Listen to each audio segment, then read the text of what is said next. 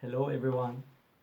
This is a report on the Synod of 1974 and the Apostolic Exhortation of Pope Paul VI, Evangelii Nuntiandi, and Liberation. Brother Braille has discussed to us some of the more important issues or concerns that were raised by the good Pope to respond to the challenges of the preceding synods, and also to clarify the term liberation.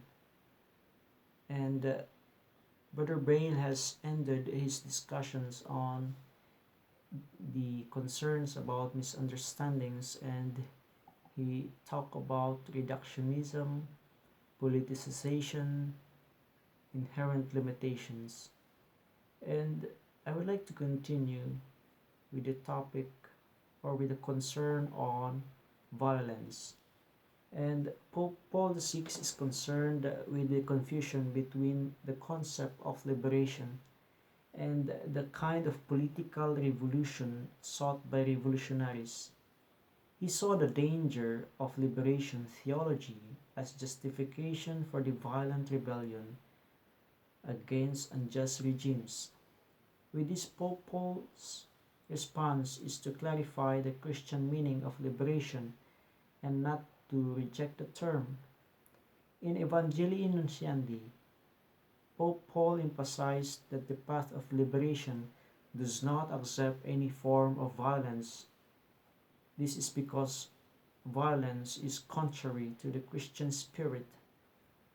And in this statement, there is no reference to exceptional situations in which violence might be justified.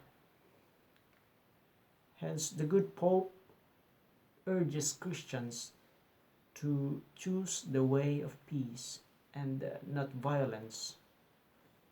And another concern is the concern about attitudinal change.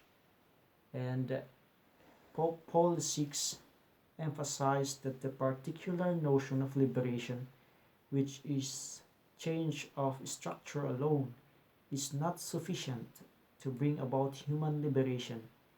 He speaks of the need for conversion of hearts and minds of those who live under the systems and those who have control on the systems.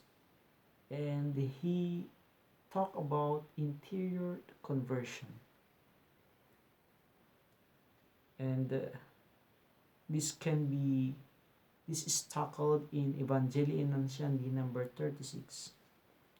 And another concern which the Pope has raised is the concern about structures and culture. Pope Paul VI emphasized that the task of the Church is to evangelize and to permeate with the gospel human culture and cultures.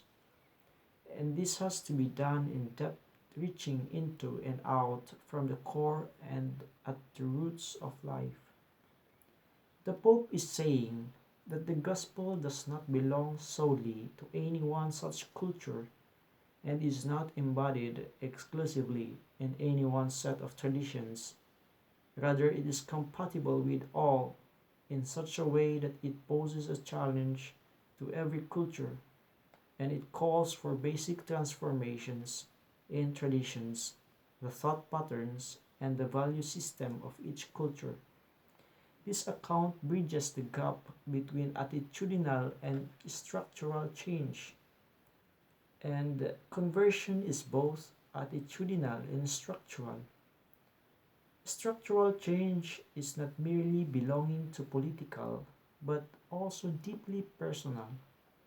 This includes our patterns of thinking, behaving, feeling, and valuing. They are a crucial part of human strata that are to be evangelized and transformed.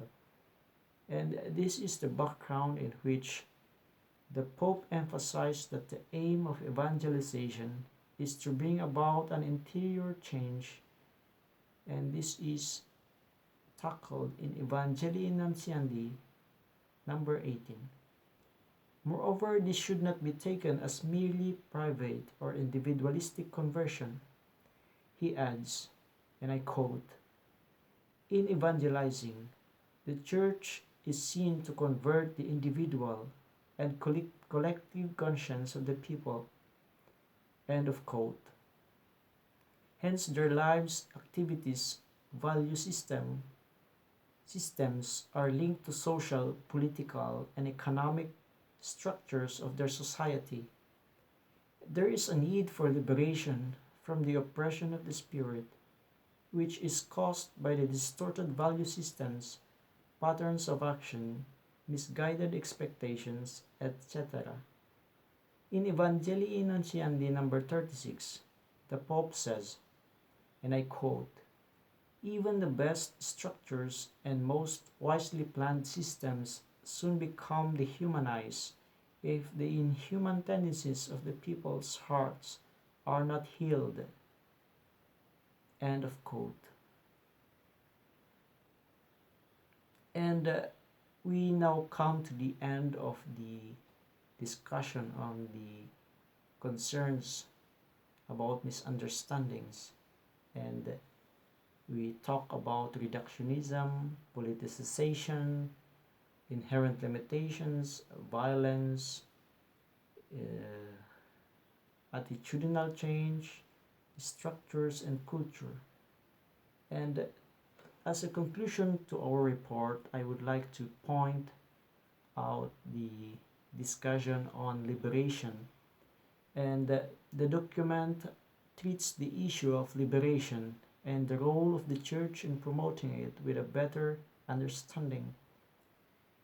It clarified its theological meaning by relating it to the liberating work and word of Christ, and by situating it within an integral vision of human life and salvation. The Pope has emphasized that salvation is a gift from God. It is God who saves. It is God who liberates. And in this context, justice is conceived in God's liberating action and not just human action alone. It is important, for it helps Christians to know that the deepest roots of poverty and oppression can be overcome not with human action alone, but primarily through God's action, through God's grace. Moreover, in the task of the Church towards liberation, transformation of culture and cultures is central. Cultural oppression is just as important as economic and political oppression. Hence, liberation calls for transformation of society structures in the sphere of economics, politics, and also radical changes in the patterns and structures that mold the way groups of people think, feel, and evaluate. The document presents a version of evangelization that is not merely personal, not a devotional type of spirituality, but a spirituality that is committed to the world, especially on the issue of justice and peace. It is an evangelization that is true to the gospel of Jesus, who came to bring good news to the poor and bring liberty to the captives. This means that the mission of the Church is to promote the kingdom of God, and that its good news is brought both by witness and words. And that ends our discussion on the Synod of 1974 and the Apostolic Exhortation of Pope Paul VI, Evangelii Nuntiandi, and his treatment of liberation. I hope, or we hope, that you have learned something, and we continue to pray for one another. And thank you also for listening in this simple video report, and may God bless us all.